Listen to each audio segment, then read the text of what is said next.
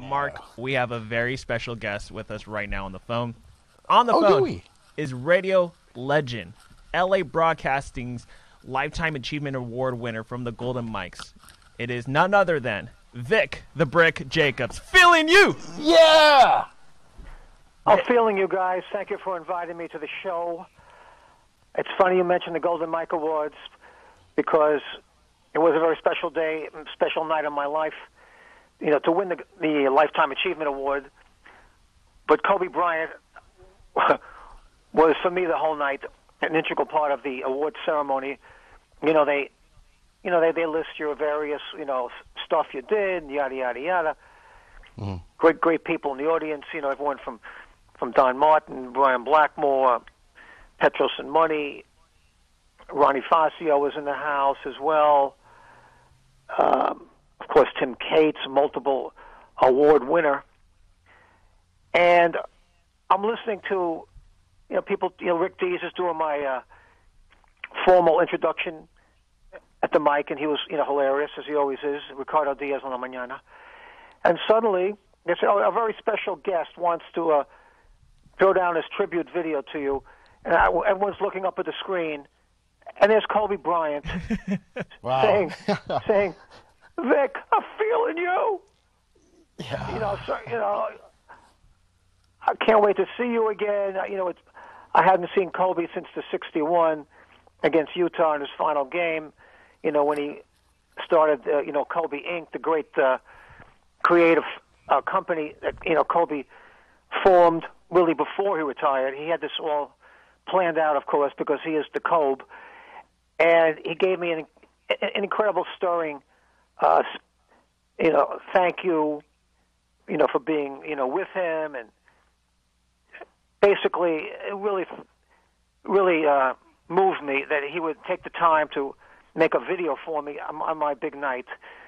And that's just another anecdote of the beautiful spirit that is 8/24 Kobe Bryant, the Bean, the Mamba, and everyone listening right now. I just want to step back for a moment and take 8 deep breaths and meditate on the Mamba.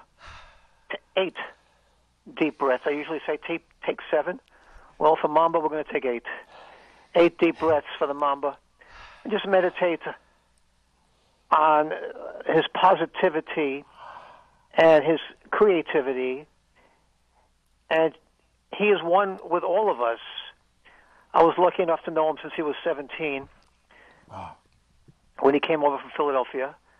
The story is well documented. I heard he was in town. I heard reports, sources close, that he was a very special ball player.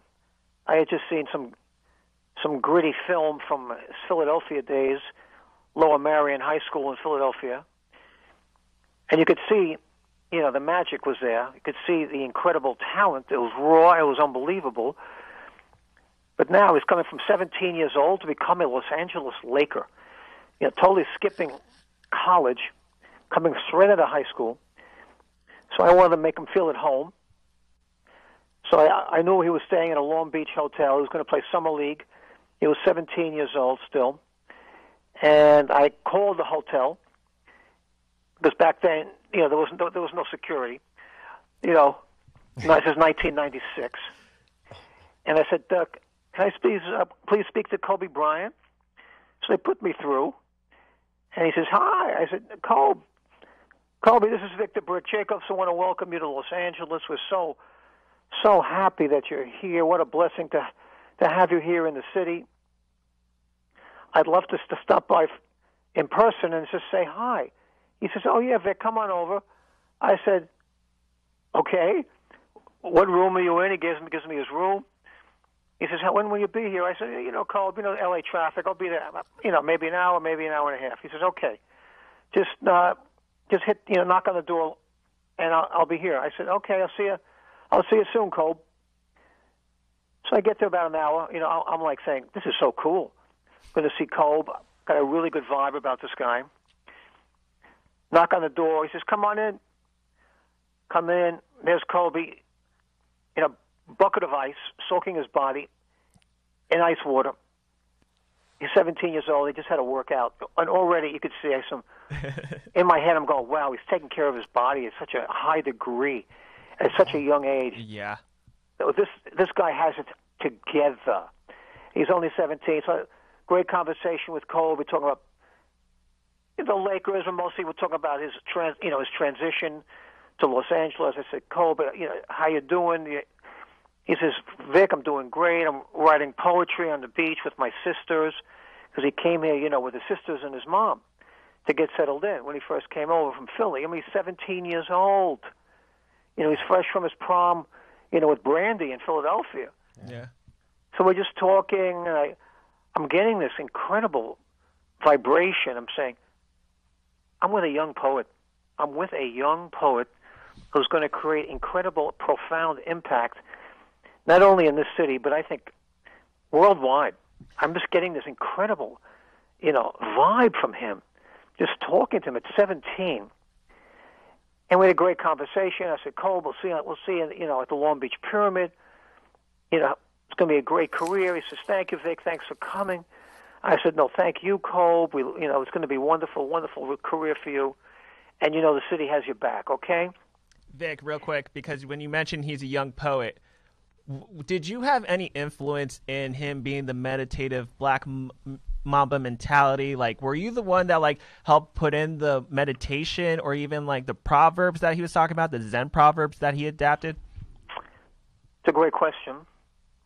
We had many Zen sessions because when I'm at his locker, when he was a young Laker, and even an older Laker, we would talk not so much X's and O's, but Zen Buddhism, Bruce Lee, the ways of the warrior, ways of the samurai warrior, to be more precise. And I'd always whisper in his ear with 50 media members around me, but I would have his ear, and I'd say, "Cole, you must be fluid like water tonight. It's a big game. You must be like Bruce Lee, be fluid like water." And then I would do a Zen Buddhist quote. I would say, "Kobe, it takes tens of sane samurai to kill one samurai with what, Kobe?"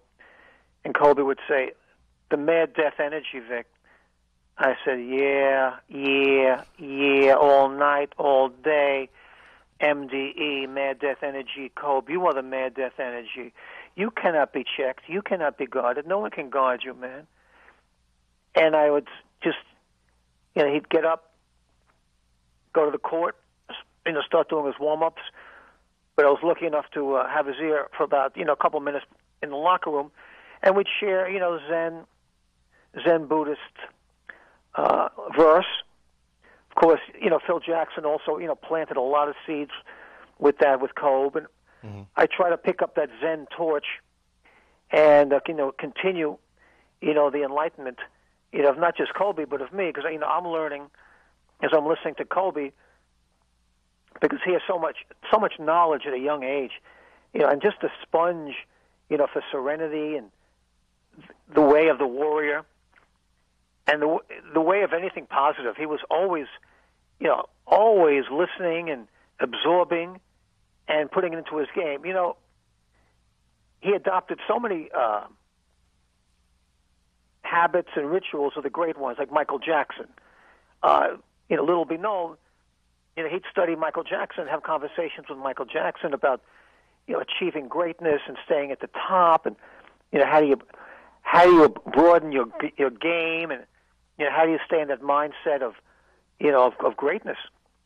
And he'd have conversations with Michael, and he'd have those secret conversations with Michael Jordan that no one really knew about, until the ceremony honoring his death at Staples Center, when Michael Jordan stepped up to the podium and really shared, his many conversations with Kobe Bryant that I don't think anyone really knew about. Yeah. But he and Michael Jordan were very tight. Yeah. But I was very, very, in my mind, integral in pushing Kobe to the next limit of Zen Buddhism. Yeah. But I didn't need to push him; he was already there. Thank you so much, Vic, by the way, for joining us here. It's an absolute honor to have you on here on Fear LA. Again, if you guys don't follow him on Twitter, then please do. Follow him at Vic Feeling You. Oh, Feeling You. And Mark, thank you. Oh, thank I want you. to thank you guys for putting me on. And it's a tough day for everyone. Tough day for the Ciudad. Tough day for everyone who came into contact with Kobe, and we all did in our own way. He touched us. He touched millions of lives and will continue to touch millions of lives. She's a transcendent figure, on the court, the Mamba mentality. But Mamba mentality was basically, do what you can every day 100% to succeed and to, exceed the bar, and just put everything in your soul and your body and mind into everything you do, which is a very Zen philosophy of, if you're going to clean a toilet, do it with an incredible love of cleaning the toilet. Love it. Do it to the best of your ability.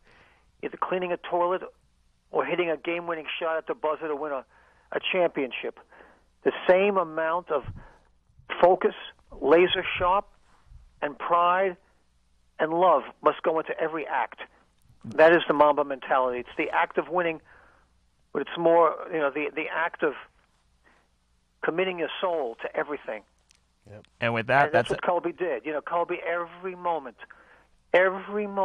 yep, was committed to raising the bar of his excellence and listening to everyone around him so he can raise the bar and raise the bar of everyone around him. He was so giving. He was so unselfish.